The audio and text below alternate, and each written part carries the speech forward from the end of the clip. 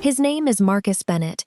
He grew up on Chicago's South Side, where violence was common, opportunities were rare, and survival often mattered more than long-term dreams. Marcus wasn't born a criminal. He was an ordinary teenager who made one terrible decision while trying to impress people he thought were his friends.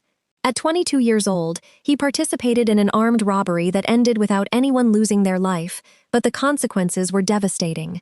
He received an 8-year prison sentence. Inside prison, Marcus had years to think about the family he disappointed.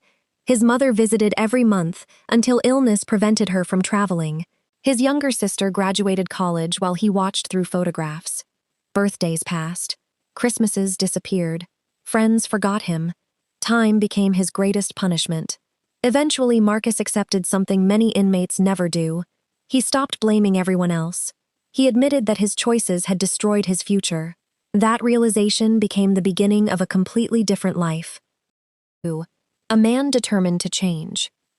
Prison became the place where Marcus Bennett finally stopped making excuses and started rebuilding the man he wished he had become years earlier. During his first months behind bars, anger consumed him. He blamed the friends who had persuaded him to join the robbery. He blamed the neighborhood where he grew up. He blamed the judge who handed down his sentence. But after countless sleepless nights replaying the decisions that had brought him there, Marcus reached a painful conclusion. None of those people had forced him to make his choices. The responsibility was his alone. Accepting that truth hurt more than the prison walls ever could, yet it also gave him something he had not felt in years: control over his future. If his own decisions had destroyed his life, then perhaps new decisions could rebuild it. That thought became the foundation for everything that followed. Rather than wasting his days counting the years until his release, Marcus treated every morning like the first day of a new education. He enrolled in every class the correctional facility offered. He earned his GED after months of late-night studying inside a noisy housing unit where concentration was almost impossible. Once that was complete, he signed up for vocational training, determined to leave prison with practical skills instead of empty promises. He learned commercial cleaning techniques, industrial sanitation procedures, welding fundamentals, construction safety standards, equipment maintenance, workplace communication, leadership development, and conflict resolution. Every certificate he completed was carefully folded into a growing folder that represented the future he believed he was creating. Other inmates joked that he was trying harder than people attending college on the outside, but Marcus didn't care. He understood something many people overlooked. Prison had taken away his freedom, but it did not have to take away his willingness to grow. His determination eventually caught the attention of correctional officers who had watched thousands of inmates come and go over the years. A few quietly encouraged him, telling him to stay focused, because genuine change was rare but possible. One education coordinator even arranged additional training opportunities after seeing how seriously Marcus approached every assignment. Yet not everyone believed in redemption. Some officers dismissed his efforts as nothing more than an act. One afternoon, after Marcus completed another vocational program, an officer glanced at the certificate in his hands and laughed. "You'll learn all this," he said with a shrug, "and nobody will hire you anyway. Once they see that felony, none of this will matter." The words landed harder than Marcus expected. For a brief moment, doubt crept into his mind. What if the officer was right? What if every hour of studying, every class, every sacrifice would ultimately change nothing? But Marcus refused to let someone else's prediction become his reality. He folded the certificate, placed it carefully into his folder, and silently promised himself that he would prove those words wrong. As the years passed, Marcus built a reputation inside the facility as someone younger inmates could approach for advice. He helped men study for their GED exams, encouraged others to enroll in vocational programs, and often reminded them that prison did not have to define the rest of their lives. He believed that America was still a place where determination, discipline, and honest work could open doors. He believed redemption was more than just a word people used in church on Sundays. He believed society would eventually recognize genuine change if he continued working hard enough. That belief became the fuel that carried him through every setback, every lonely holiday, and every day spent dreaming about life beyond the prison fence. Finally, the morning arrived that Marcus had imagined for nearly 8 years. After completing the paperwork, collecting his few personal belongings, and saying goodbye to the men who had become part of his daily routine, he walked through the prison gates into the bright morning sunlight. Everything he owned fit inside a small duffel bag slung over his shoulder. In his wallet sat just $43 provided upon release. Standing outside those gates, breathing fresh air without razor wire overhead, Marcus felt something he had almost forgotten existed: hope. It wasn't loud or dramatic. It was quiet, fragile, and deeply personal. He believed the hardest chapter of his life was finally behind him. He believed that from this moment forward, every decision would move him closer to becoming the man he had spent years preparing to be. What Marcus could not possibly know was that earning his freedom would prove easier than earning a second chance. Before long, he would discover that hope could become heavier to carry than prison itself. Marcus walked out of prison carrying everything he owned in a faded duffel bag, $43 in cash, and a folder filled with certificates that had taken years of discipline to earn. He believed those papers represented a future. Instead, they became reminders of how quickly hope could disappear. Every employer admired his work ethic until one small box on an application changed the conversation. Every interview ended the same way. Every handshake became another polite rejection. After months of searching, Marcus stopped counting how many times he heard the words, "We'll call you." Nobody ever did. His savings disappeared, his confidence weakened, and the temptation to believe the correctional officer who once told him that no one would ever hire a man with a record grew stronger every single day. Yet somewhere beneath the disappointment, one stubborn thought refused to disappear. If every company believed people like him were too risky to employ, perhaps the problem was not the people. Perhaps it was the companies. That simple realization would become the turning point that changed not only Marcus's life, but the lives of thousands of others who had already been judged before they were given a chance to prove themselves.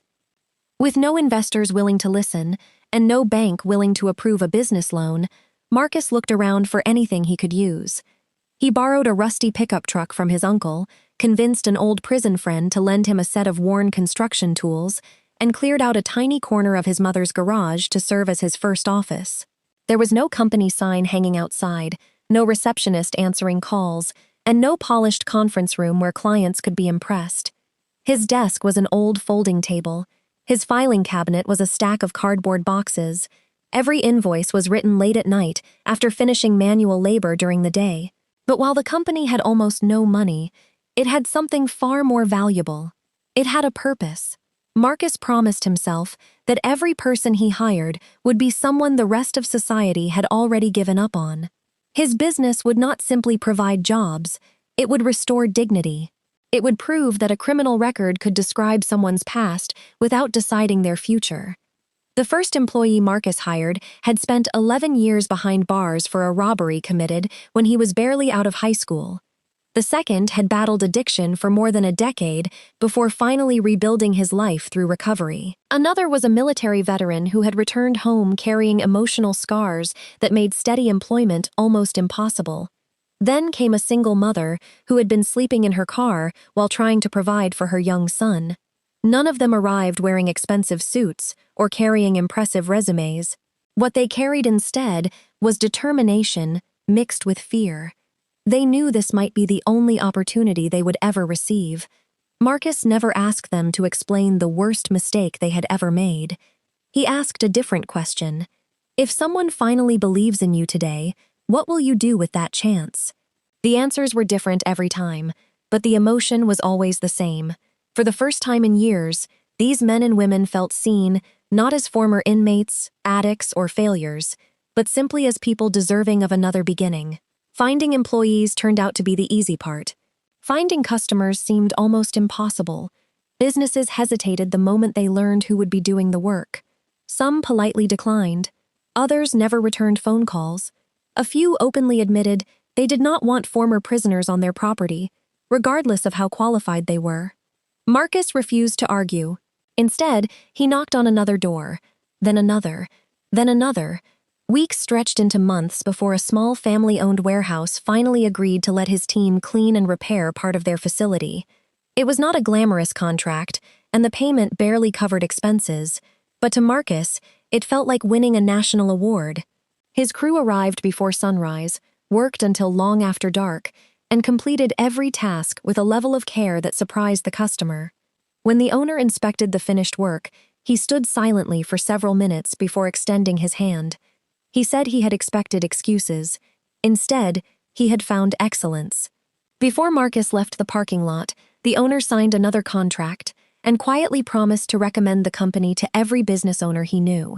Marcus drove home that evening with tears in his eyes, realizing that sometimes one person willing to take a chance is all it takes to rewrite an entire future. Success did not arrive overnight, and it certainly did not arrive without resistance. Marcus spent years proving himself one contract at a time, refusing to let setbacks define the future of his company. Every satisfied customer became another voice willing to recommend his team. Every completed project quietly challenged the belief that people with criminal records could not be trusted. Before long, the small construction and commercial maintenance business operating from his mother's garage had grown into a respected company with multiple crews, professional equipment, and a reputation for delivering work that often exceeded expectations.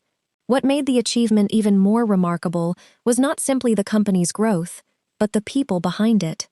Former inmates worked alongside recovering addicts, military veterans rebuilding their lives after service, and single parents searching for stability. Together, they transformed what many considered impossible into something undeniable. The company that banks refused to finance was now competing for contracts once reserved for the biggest names in the industry, and for the first time, Marcus realized that the same world that had once ignored him could no longer pretend he did not exist. Then came the invitation that almost made him laugh. A national manufacturing corporation announced bids for one of the largest maintenance contracts in the region, a project worth millions of dollars over several years. Marcus submitted his proposal without expecting much. His company was competing against firms with decades of history, larger workforces, and far greater financial resources. Weeks later, his office received a phone call requesting his presence for the final negotiation meeting. As Marcus walked into the polished corporate headquarters wearing a tailored navy suit instead of the worn clothes he once wore to job interviews, he immediately recognized several faces seated around the conference table. Time had added gray hair and executive titles, but he had not forgotten them. They were the very people who had once looked across interview desks, praised his qualifications, and then quietly ended the conversation the moment they discovered his criminal record. Years earlier, they had decided he represented too much risk. Today, those same executives were studying reports showing that his company had become the most reliable bidder in the entire process. The room remained professional, but beneath the formal conversation was a silence that everyone seemed to notice. One human resources executive kept glancing at Marcus, as though searching through memories she wished she could erase. Finally, after the meeting concluded, and most of the participants stepped outside, she approached him quietly. Her voice carried none of the confidence it once had. "I don't suppose you remember me?" she asked with an uneasy smile. Marcus looked at her for a brief moment before nodding gently.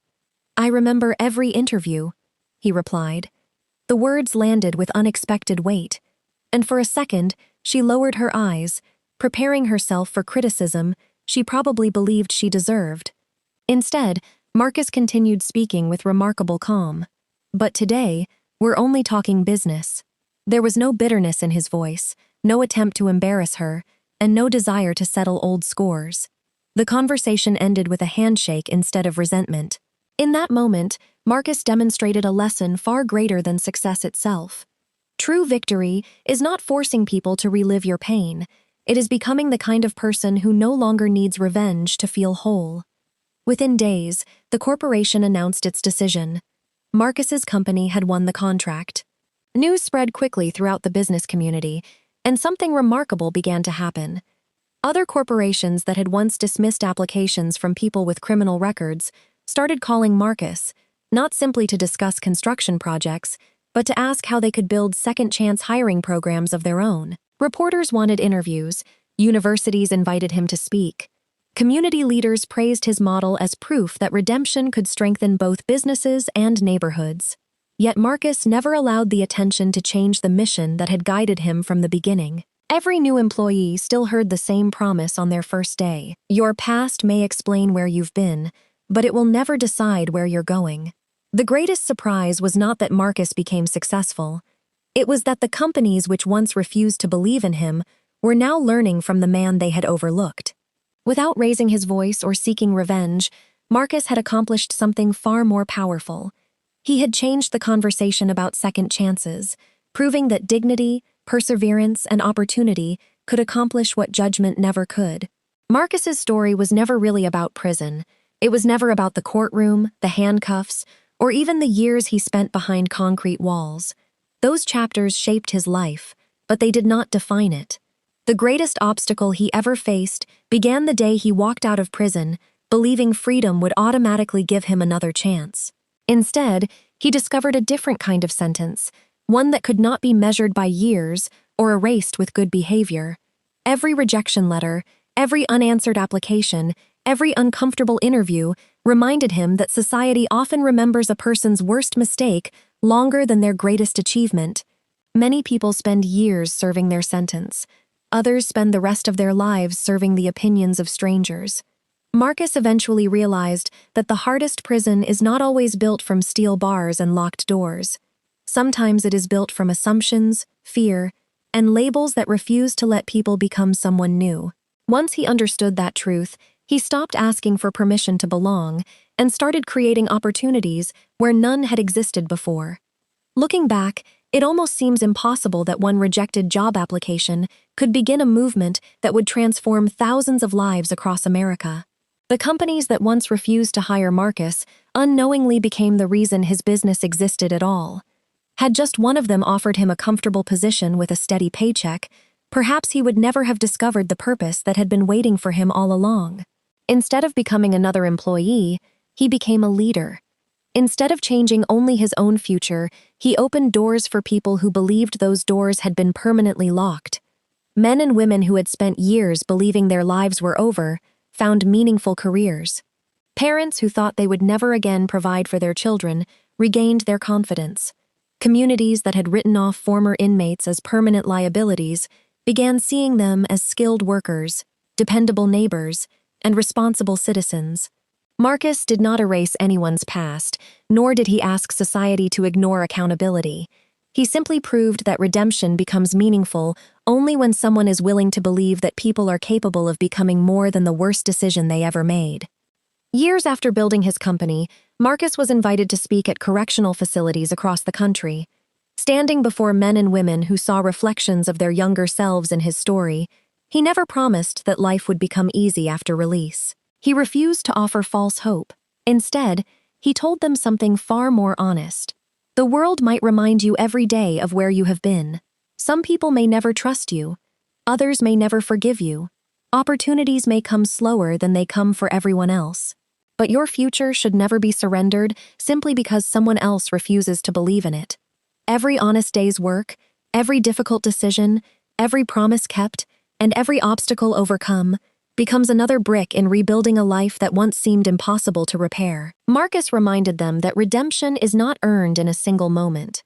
It is built quietly, day after day, through discipline, integrity, and the determination to keep moving forward even when nobody is watching. Perhaps that is why this story continues to resonate with so many people. It forces us to confront a difficult question that reaches far beyond one man's journey from prison to success. Every one of us has needed grace at some point in our lives. Every one of us has hoped that our mistakes would not become permanent definitions of who we are. Marcus's journey reminds us that second chances are not acts of charity. They are investments in human potential. Sometimes the person standing in front of you with a troubled past also carries the ability to transform countless lives in the future. The next great entrepreneur, mentor, employer, or community leader may simply be someone waiting for one opportunity that everyone else refused to offer. So before this story comes to an end, take a moment to ask yourself one simple question. Who would you be today if someone had never given you a second chance? And if that chance changed your own life, Perhaps the greatest legacy you can leave behind is becoming the person who gives someone else theirs. Before we end today's story, let us know in the comments where you're watching from, because we'd love to hear from you. If Marcus's journey inspired you, tell us this as well.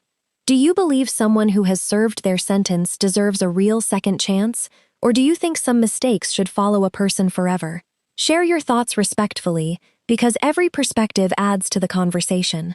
And if you enjoy powerful stories of resilience, redemption, justice, and the extraordinary strength of the human spirit, don't forget to subscribe and turn on notifications so you never miss any of our upcoming videos.